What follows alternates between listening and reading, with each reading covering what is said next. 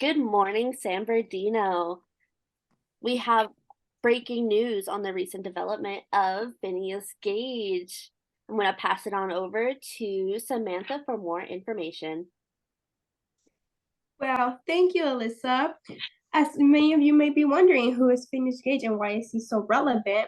He was born on July 9th, 1823, and he unfortunately died May 21st, 1860, from a series of epileptic seizures.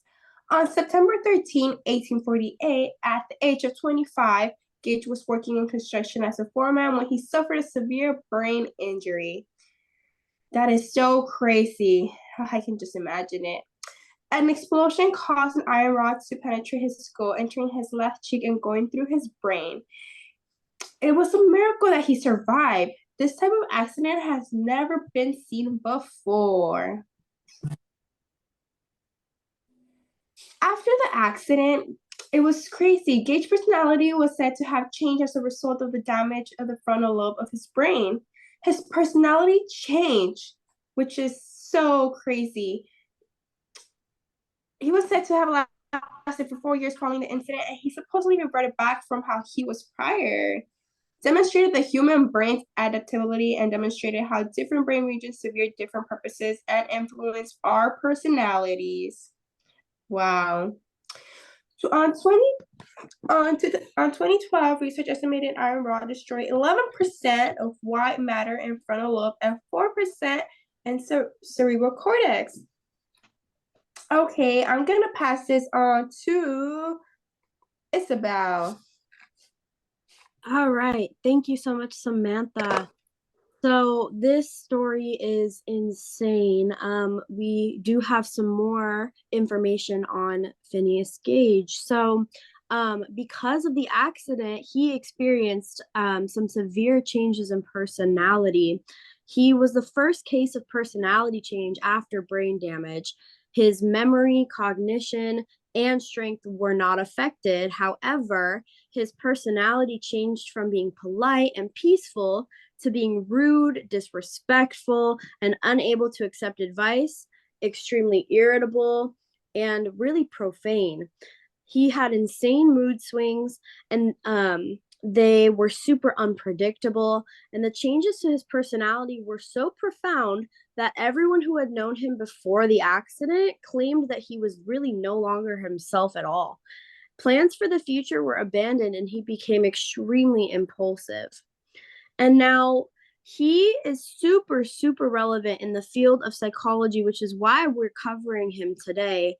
And the major school of thought that he influenced was neuroscience, because real life cases such as his were never seen before. The major field of study his accident was used for was brain trauma, characteristics of personality, behavioral disorders, and neuropsychiatry. He influenced the researchers' perceptions on identifying areas of visual parts of the brain being affected and how the different types of lesions in different brain areas can affect vision or brain function in general. This is just wild. This story, the first time I heard about it, really just like shocked me. And we still have some more new developments. So I am going to pass this on to Michelle. Thank you so much, Isabelle. Information on Phineas Gage has just came in, but first let's look at what happened before. In 1994, neuroimaging techniques were used to reconstruct Phineas Gage's skull to determine the exact placement of the injury. He suffered injuries to both the left and right prefrontal cortices, which resulted in problems with emotional processing and rational decision-making. In 2004, scientists used 3D computer-aided reconstruction to analyze the extent of Gage's injury, and they found that the effects were limited to just the left frontal lobe. And recently, in 2012, scientists used CT scans and MRI scans to determine what exactly was affected in the brain. They also studied something called collector's behavior, which is a strong attachment to objects and animals. It is said that Phineas Gage was demonstrating symptoms of this as he was always carrying around his iron rod. He also was a very major contributor to psychology and neuroscience. He is, in fact, known as the man who began neuroscience. He proposed His accident proposed the ideas of phrenology contested with Gage's accident. There was tremendous influence on early neuropsychiatry, as mentioned before, and his accident served as one of the first pillars of evidence that the frontal lobe is involved with personality, which is why it contested phrenology. He also contributed to neurology in several areas, including the study of the brain topography in behavioral disorders, the development of psychosurgery, and the study of brain rehabilitation.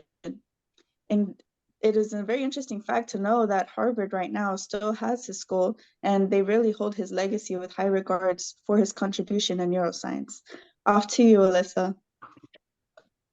Hi, thank you. Now some interesting facts about this infamous Phineas Gage. His pole is reported to be 13 pounds. Gage also claimed that he never lost consciousness during the accident and was walking and talking minutes after the accident. Like our wonderful Michelle said, he carried around the rod with him everywhere, like it was attached to him. And his skull was given to his therapist at first, then to Harvard, and now is on display at the Warren Anatomical Museum for public viewing. This is CBS News, and I want to say thank you for tuning in. Thank you, my broadcasters. Thank you, Alyssa. Thank you. Thank you. Have a good day.